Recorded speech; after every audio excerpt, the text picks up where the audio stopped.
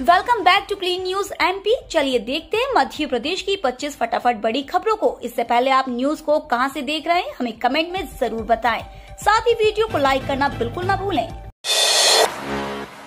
PM Modi ने अपने social media DP में लहराया तिरंगा, लोगों से भी ऐसा करने को कहा। प्रधानमंत्री नरेंद्र मोदी ने अपने सोशल मीडिया अकाउंट की डीपी पर मंगलवार को तिरंगा लगाया और लोगों से भी ऐसा करने का आग्रह किया। प्रधानमंत्री मोदी ने रविवार को मन की बात कार्यक्रम में कहा था कि आजादी का अमृत महोत्सव जन आंदोलन में बदल रहा है और उन्होंने लोगों से 2 अगस्त से 15 अगस्त के बीच अपने सोशल मीडिया अकाउंट पर प्रोफाइल तस्वीर के रूप में तिरंगा लगाने को कहा था। शिवराज सरकार ने इस योजना में किया बड़ा बदलाव, बेरोजगार युवाओं को होगा लाभ। मध्य प्रदेश के बेरोजगार युवाओं को रोजगार देकर आत्मनिर्भर बनाने के लिए राज्य शासन के एमएसएमई विभाग ने क्रांतिकारी निर्णय लेते हुए मुख्यमंत्री उद्यम क्रांति योजना में लाभ पाने के लिए आयु सीमा को बढ़ाने और शैक्षणिक योग्यता को घटाने का आदेश जारी किया है। मुख्यमंत्री शिवराज सिंह चौहान की मंशा है कि प्रदेश का कोई भी युवा और 45 वर्ष तक का नागरिक बेरोजगार नहीं रहे। मुख्यमंत्री कहते भी हैं कि कम पढ़े लिखे कई नागरिक उस कौशल के धनी है जो डिग्री धारियों के पास भी नहीं है। उन्होंने मुख्यमंत्री उद्यम क्रांति योजना का लाभ 8वीं पढ़े लिखे और 45 वर्ष तक की आयु वालों को देने के निर्देश दिए थे। विकास की राह पर एमपी 13 रेलवे स्टेशनों को एयरपोर्ट की तर्ज पर किया जाएगा विकसित, मांगा प्रस्ताव।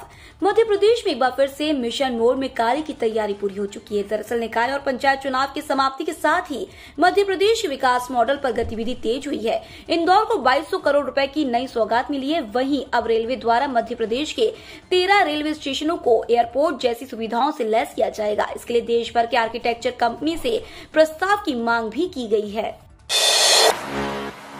भारत की झोली में एक और gold medal, table tennis team ने फाइनल में सिंगापुर को दी मार। Table tennis men's team event के फाइनल में भारत ने सिंगापुर को 3-1 से हराकर गोल्ड मेडल जीत लिया। भारत को कॉमनवेल्थ गेम्स 2022 में 5वां गोल्ड मिला है। टेबल टेनिस में भारतीय पुरुषों की टीम ने फाइनल में सिंगापुर को हराकर एक बार फिर गोल्ड अपने नाम किया। जी साथिया ने शानदार प्रदर्शन किया है। उन्होंने डबल्स में हरमीत देसाई के साथ डबल्स का मुकाबला जीता, फिर अपने सिंगल्स के मैच में शानदार प्रदर्शन करते हुए विरोधी खिलाड़ी को पटकनी दी। ऑनलाइन होंगे शिक्षकों के तबादले, प्रभारी मंत्रियों की भूमिका समाप्त। प्रदेश में स्कूलों के शिक्षकों के तबादले ऑनलाइन होंगे। सभी को स्कूल शिक्षा विभाग के पोर्टल पर आवेदन करना होगा। रिक्त पदों की उपलब्धता के आधार पर तबादले किए जाएंगे। इसमें अब प्रभारी मंत्री की कोई भूमिका नहीं रहेगी। शिक्षकों को मंत्रियों विधायकों की निजी स्थापना में भी पदस्थ नहीं किया जाएगा।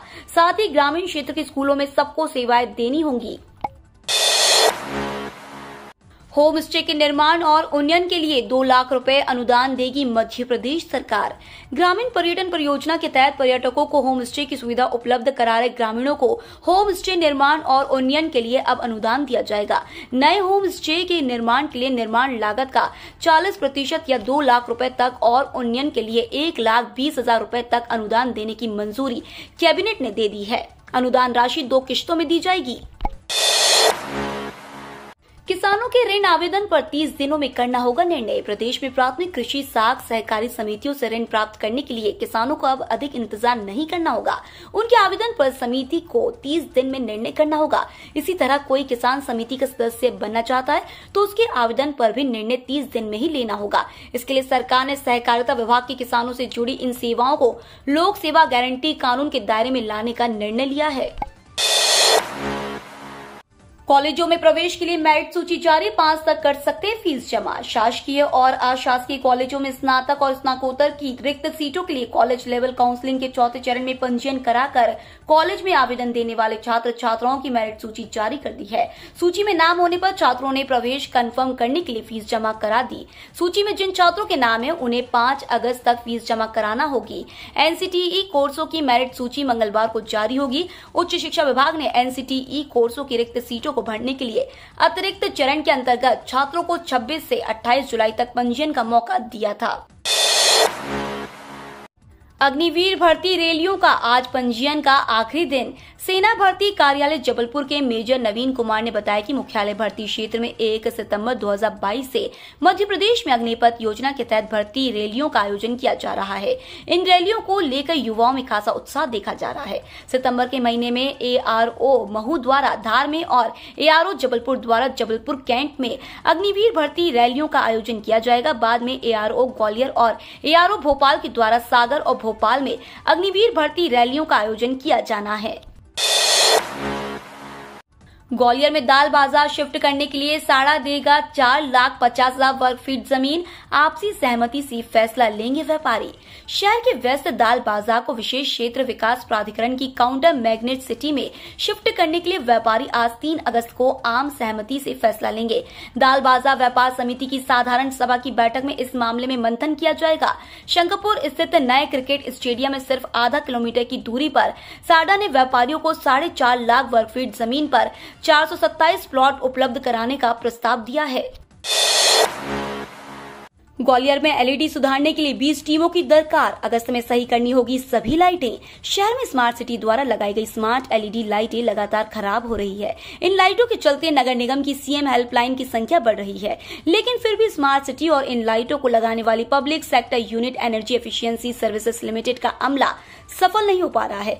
ऐसे में स्मार्ट सिटी ने इन लाइटों को सुधारने के लिए 20 टीमें लगाने की मांग की है। इसके अलावा कंपनी से कहा गया है कि वे अगस्त माह के अंत तक इस समस्या का पूरी तरह से निराकरण कराए। ग्वालियर में अमृत योजना फेज 2 में 6 ग्रामीण वार्डों में होगा काम। वार्ड 64 के लिए सीएम फंड से मिले 2.5 करोड़। हर घर को सीवर और पानी की लाइन से जोड़ने के लिए केंद्र सरकार द्वारा शुरू की गई अमृत योजना के दूसरे चरण में ग्रामीण क्षेत्र के 6 वार्डों पर फोकस रहेगा। इस योजना में अधिकतर कार्य ग्रामीण वार्डों में ही किए जाएंगे। दूसरी ओर वार्ड 64 में पानी की समस्या अधिक बढ़ने पर मुख्यमंत्री के विशेष फंड से 2 करोड़ 29 लाख रुपए खर्च कर पानी की लाइन बिछाई जाएगी। इसके लिए नगर निगम ने तैयारी शुरू कर दी है। इंदौर में सीएनजी के दाम में 4 रुपए और पीएनजी में 3 रुपए की बढ़ोतरी। पेट्रोल और डीजल के भाव में कई दिनों से भले ही इजाफा नहीं हो रहा है, लेकिन सीएनजी ने एक बार फिर वाहन चालकों को झटका दे दिया है। इंदौर में सीएनजी के भावों में वृद्धि जारी है। शहर में सीएनजी के भाव में 4 रुपए की बढ़ोतरी के बाद अब यह 95 रुपए किलो हो गई है। कल से शहर में सीएनजी 95 रुपए में बिक रही है। वहीं पीएनजी के भाव में भी 3 रुपए बढ़ाए गए हैं। कल 4 अगस्त से जबलपुर से फिर चलेगी संतरागाछी हमसफर। मध्य प्रदेश के रेल यात्रियों के लिए अच्छी खबर है। मार्च 2022 से बंद जबलपुर से संतरागाछी के बीच चलने वाली 20827 20828 साप्ताहिक हमसफर एक्सप्रेस ट्रेन कल 4 अगस्त गुरुवार से दोबारा से चलने जा रही है। इससे मध्य प्रदेश सहित 4 अन्य राज्य छत्तीसगढ़, पश्चिम बंगाल और उड़ीसा के यात्रियों को भी फायदा मिलेगा। ट्रेन में 18 कोच और थर्ड एसी की 1152 बर्थ है। हमसफर एक्सप्रेस जबलपुर से संतरागाछी का 1116 किलोमीटर का सफर लगभग 19 घंटे में तय करेगी। इंदौर, भोपाल, जबलपुर बन रहे कोरोना हॉटस्पॉट। मध्य प्रदेश में पिछले 24 घंटे में कोरोना के 164 नए केस सामने आए हैं। टोटल एक्टिव केस बढ़कर 1493 हो गए हैं। 1 अगस्त को प्रदेश भर में 5432 सैंपलों की टेस्टिंग हुई थी। प्रदेश में इंदौर, भोपाल और जबलपुर कोरोना हॉटस्पॉट बन रहे हैं। यहाँ एक्टिव मरीजों की संख्या सबसे ज्यादा है। इंदौर में 593, भोपाल में 300, जबलपुर में 223 एक्टिव केस हैं। आज से बदलेगा मौसम, एक्टिव होगा नया सिस्टम। 1 दर्जन जिलों समेत कई संभागों में बारिश की चेतावनी।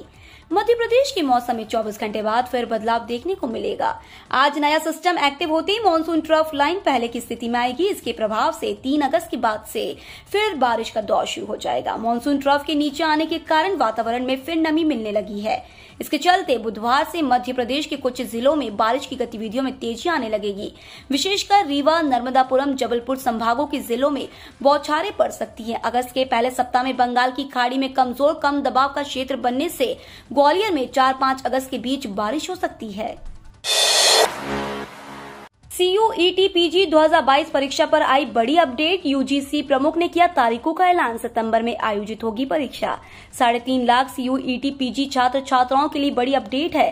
दरअसल यूजीसी प्रमुख एम जगदीश कुमार ने CUET PG एग्जाम 2022 की तिथियों का ऐलान कर दिया है। दरअसल यह परीक्षा 1 सितंबर से आयोजित की जाएगी। CUET PG की परीक्षा द्वारा आयोजित की जानी है। बता दें कि सितंबर महीने में परीक्षा का आयोजन किया जाएगा। कॉमन यूनिवर्सिटी एंट्रेंस टेस्ट के माध्यम से छात्र पीजी कोर्स में दाखिला लेने की पात्रता रखेंगे। बैंक के लाखों कर्मचारी पेंशनर्स के लिए अच्छी खबर। डीआर एक्स ग्रेटिया राशि में वृद्धि, आदेश जारी, अगस्त से मिलेगा लाभ। बैंक ने अपने पूर्व कर्मचारी पेंशनर्स और अनुग्रह राशि प्राप्त कर रहे आश्रितों को बड़ी राहत दी है। 1986 से पहले रिटायर हुए और 1986 से पहले के रिटायर हुए कर्मचारियों के आश्रितों को मिलने वाली डीआर और अनुग्रह राशि की घोषणा कर दी गई है। यह वृद्धि अगस्त 2022 से लेकर जनवरी 2022 तक की अवधि के लिए लागू होगी। इसके लिए आदेश जारी कर दिए गए हैं। आरबीआई एक बार फिर कर सकता है रेपो रेट में वृद्धि, कुछ दिनों में कर सकता है ऐलान। रिपोर्ट के मुताबिक एक बार फिर reserve bank of India repo rate में वृद्धि कर सकता है। कुछ दिनों में आरबीआई क्रेडिट पॉलिसी की घोषणा करने वाली है। 5 अगस्त 2022 को रिजर्व बैंक ऑफ इंडिया मौद्रिक समीक्षा नीति की मीटिंग में कई महत्वपूर्ण विषयों पर चर्चा की जाएगी। इस दिन आरबीआई रेपो रेट में वृद्धि की घोषणा भी कर सकता है। व्हाट्सएप ग्रुप एडमिन सबके मैसेज कर पाएंगे डिलीट। व्हाट्सएप एक ऐसे फीचर पर काम कर रहा है जो ग्रुप एडमिन को सभी के लिए मैसेज डिलीट करने की अनुमति देगा, जैसा कि एंड्रॉइड के लिए व्हाट्सएप के बीटा अपडेट के अनुसार है। एडमिन को मिलने वाला यह फीचर उन्हें ग्रुप को बेहतर तरीके से चलाने में मदद करेगा। फिलहाल इसे कुछ टेस्टर्स के लिए रोल आउट किया जा रहा है। इंस्टेंट मैसेजिंग ऐप जिस दूसरे फीचर पर काम कर रहा है वह एक तरह का चैटबॉट है जो ऐप के अंदर ही व्हाट्सएप से नए फीचर्स के लिए इन ऐप ऐलान करेगा। एंड्रॉइड के लिए भी इस फीचर की टेस्टिंग चल रही है। कर्मचारियों के लिए अच्छी खबर, रिटायरमेंट आयु बढ़कर 65 वर्ष, मिली मंजूरी, इस तरह मिलेगा लाभ। कर्मचारियों के लिए अच्छी खबर है। रिटायरमेंट उम्र पर एक तरफ जहां देश भर में कई तरह की दलील और दावे प्रस्तुत किए जा रहे हैं, वहीं दूसरी तरफ कर्मचारियों को 65 वर्ष की आयु तक सेवा में बने रहने की अनुमति देने का निर्णय लिया गया है।